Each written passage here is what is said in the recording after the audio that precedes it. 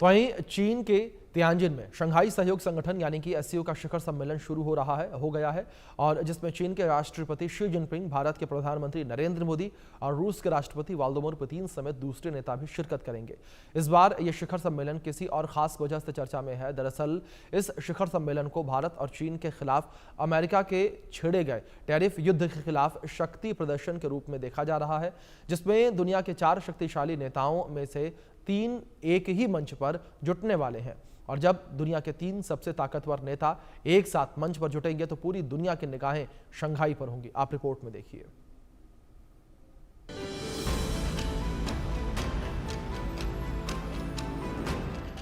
Jinping बोले, जय हो, विपक्ष में भय हो। आरआईसी का भय, ट्रंप की बर्बादी तय।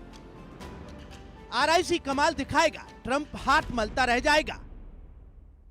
एससीओ समिट से पहले तियानजिन में यह मुलाकात अमेरिका के लिए बड़ा संदेश दे गया। और संदेश ये कि जब विपरीत हालात होते हैं तो पुराने पड़ोसी साथ आते हैं, पुराने विवादों को सुलझाने और नए सिरे से रिश्तों की नई शुरुआत करने। और चीन के साथ भारत के रिश्तों की नई शुरुआत हो रही है। ऐसे वक्त में जब यूएस दुनिया के कई मुल्कों के साथ टैरिफ वार में जुटा है और भारत अब इसका माकूल जवाब देने के लिए तैयार हो गया है। पिछले वर्ष कयान में हमारी बहुत ही सार्थक चर्चा हुई थी। हमारे संबंधों को एक सकारात्मक दिशा मिली। सीमा पर डिसएंगेजमेंट के बाद शांति और स्थिरता का माहौल बना हुआ है। हमारे स्पेशल रिप्रेजेंटेटिव्स के बीच बॉर्डर मैनेजमेंट के संबंध में सहमति बनी। कैलाश मानसरोवर यात्रा फिर से शुरू की। दोनों देशों के बीच डायरेक्ट फ्लाइट भी फिर से शुरू की जा रही है। हमारे सहयोग से दोनों देशों के 2.8 बिलियन लोगों के हित जुड़े हुए। इससे पूरी मानवता के कल्याण का मार्ग भी प्रशस्त होगा। परस्पर विश्वास, सम्मान और संवेदनशीलता के आधार पर हम अपने संबंधों को आगे बढ़ाने के लिए प्रतिबद्ध हैं। पहली मुलाकात तो चीन के राष्ट्रपति शी जिनपिंग से हुई, लेकिन जब रसिया के राष्ट्रपति पुतिन के साथ जब ये तिकड़ी नजर आएगी तो पूरी दुनिया की नजर एससीओ समिट पर टिक जाएगी। और टिकेगी भी क्यों ना, क्योंकि कयास तो यही लगाए जा रहे हैं कि आरआईसी का सपना साकार हो सकता है। क्यों, तो ये भी जान लीजिए।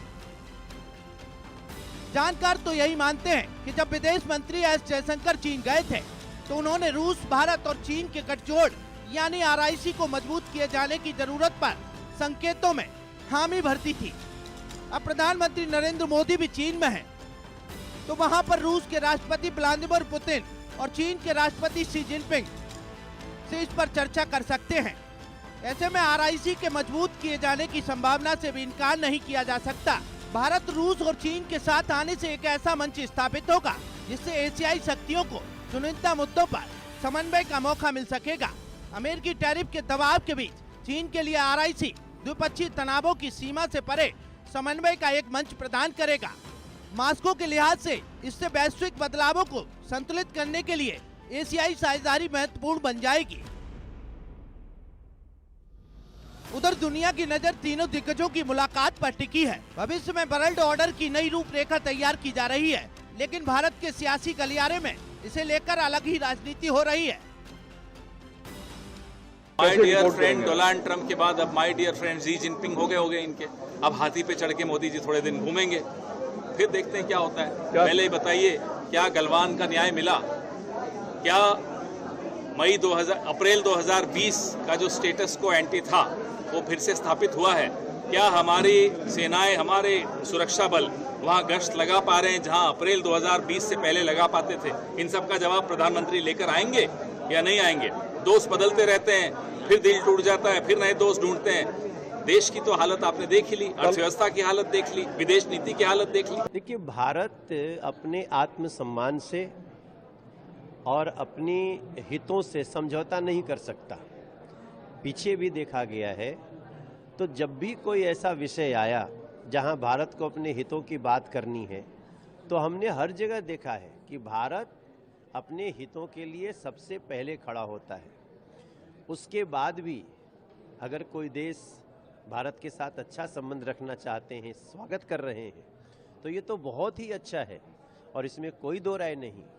प्रधानमंत्री जी का जो इशारा है कि ड्रैगन और एलिफेंट, हाथी महाराज, ये दोनों अगर एक साथ चलते हैं तो भारत को हर हाल में विश्वगुरु बनने के लिए उसको हर कदम उठाना है। 2 दिनों तक चीन के तियानजिन में एससीओ समिट चलेगा। तमाम मुद्दों पर चर्चा भी होगी, लेकिन असर मुद्दा तो टैरिफ पर अमेरिकी दबाव की नीति को पस्त करने की होगी। और ट्रंप की इस नीति को कैसे पस्त किया जाएगा, इस पर इन तिकड़ी के साझा बयानों का इंतजार है, आरआईसी का जो साकार हो सकता है। Bureau report, India news.